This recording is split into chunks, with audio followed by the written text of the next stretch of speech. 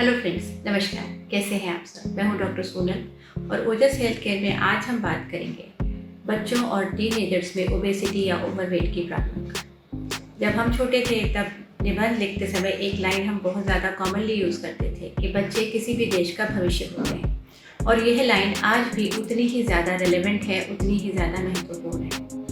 बच्चों में ओबेसिटी या ओवरवेट होना एक और चिंता का विषय इसलिए है क्योंकि बच्चों की जो ओबेसिटी होती है या बच्चों का जो मोटापा होता है वो बड़े होने पर भी ज़्यादातर केसेस में कंटिन्यूड रहता है, और बहुत सारी नॉन कम्युनिकेबल डिजीज़ेज जैसे कि diabetes, high blood pressure, heart diseases, कुछ किस्म के कैंसर्स के लिए एक रिस्क फैक्टर होता है। इसलिए बच्चों में ओबेसिटी को कंट्रोल करना बहुत ज़्यादा ज़रूरी है। तो आइए शुरू करते हैं। बच्चों में ओबेसिटी का परसेंटेज इन दिनों 18 से लेकर 23% तक देखा जाता है।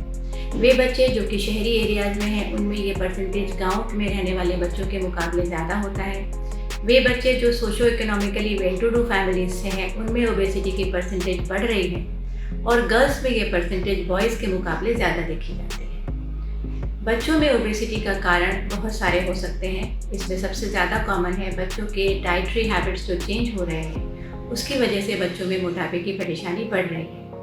आजकल बच्चे ज़्यादा फास्ट फूड्स ज़्यादा खाते हैं, स्नैक्स ज़्यादा खाते हैं, कोल्ड ड्रिंक्स ज़्यादा पसंद करते हैं, जो कि मोटापे का एक बहुत महत्वपूर्ण कारण है।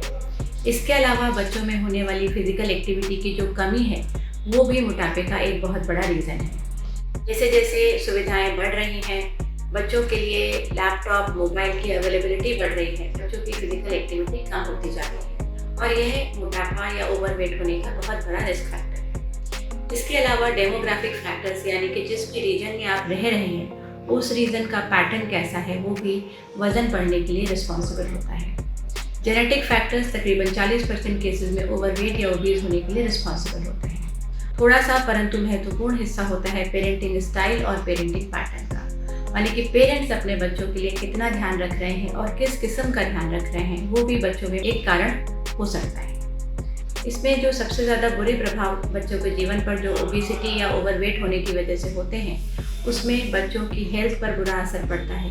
बच्चों को बोन्स और जॉइंट से रिलेटेड प्रॉब्लम ज़्यादा होती हैं। लो बैक एक, पैरों में दर्द, कमर में दर्द, गर्दन में दर्द, इस तरीके की परेशानियों में ओबेसिटी का एक बहुत बड़ा रोल होता है। ओबीज और ओवरवेट होने की वजह से बच्चों की एकेडमिक परफॉर्मेंस और सेल्फ एस्टीम पर भी बुरा असर पड़ता है। तो इसलिए बच्चों के लिए ओवरवेट और ओबीज होना उनके सेहत के लिए नहीं बल्कि उनके साइकोलॉजिकल डेवलपमेंट के लिए, उनके सोशल डेवलपमेंट के लिए बहुत ज़्यादा इम्पॉर्टेंट होता है। और आजकल सोशल मीडिया के चलते बच्चे अपनी सेल्फ इमेज के लिए बहुत ज़्यादा कॉन्शियस रहते हैं, तो उनकी लो सेल्फ एस्टीम में भी ओबेसिटी या ओवरवेट होने का बहुत बड़ा रोल होता है। अब बात करते हैं कि किन बातों का ध्यान रखकर बच्चों में इन परेशानियों से बचा जा सकता है। जैसा कि मैंने बताया, जेनेटिक फैक्टर एक बहुत महत्वपूर्ण फैक्टर होता है बच्चों में ओबेसिटी का। तो अगर फैमिली में ओबेसिटी या ओवरवेट होने की टेंडेंसी है तो इस बात की बहुत ज़्यादा संभावना है कि बच्चों में ये प्रॉब्लम होने के चांसेस हैं। तो पेरेंट्स को शुरू से ही इस बात के लिए जागरूक रहने की बहुत ज़्यादा आवश्यकता है। और हमारे यहाँ देखा जाता है कि मदर्स स्पेशली बच्चों को ओवरवेट या ओबीज होने के बावजूद उनको वज़न कम करने के लिए मोटिवेट नहीं करना चाहती। उन्हें लगता है कि बच्चा अगर ओबीज है तो ज़्यादा सेहतमंद है, जबकि ऐसा नहीं है। तो इस बारे में पेरेंट्स का बहुत बड़ा रोल होता है कि अगर उन्हें अपने फैमिली में इस तरीके की टेंडेंसी दिखती है कि ओबीज या ओवरवेट हैं लोग, तो उन्हें बच्चों को स्पेशली इस बारे में जागरूक करना चाहिए और मोटिवेट करना चाहिए कि वो अपना आइडियल बॉडी वेट मेंटेन करें। इसमें सबसे ज़्यादा ज़रूरी है बच्चों की डाइट को रेगुलेट करना। बच्चों की डाइट में स्पेशली फ्रूट्स और सैलड्स जैसी चीज़ें बहुत ज़्यादा होनी चाहिए। फाइबर का कंटेंट ज़्यादा होना चाहिए। आजकल बाहर खाने का ट्रेंड बहुत ज़्यादा बढ़ा हुआ है जिसमें कि high fat, high calorie diet होती है और फाइबर बहुत कम होता है।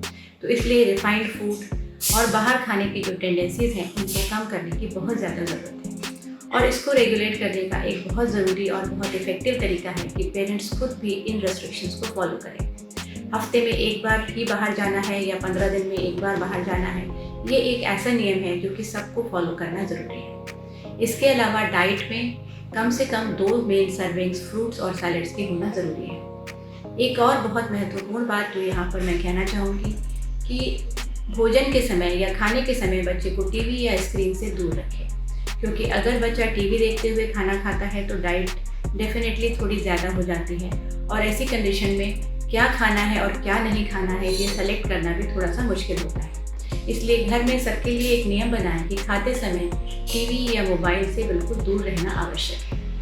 अब बात करते हैं कि किस तरीके से फिजिकल एक्टिविटी को बढ़ाकर मोटापे या ओबेसिटी को कंट्रोल किया जा सकता है। फिजिकल एक्टिविटी आजकल कम होने लगी है।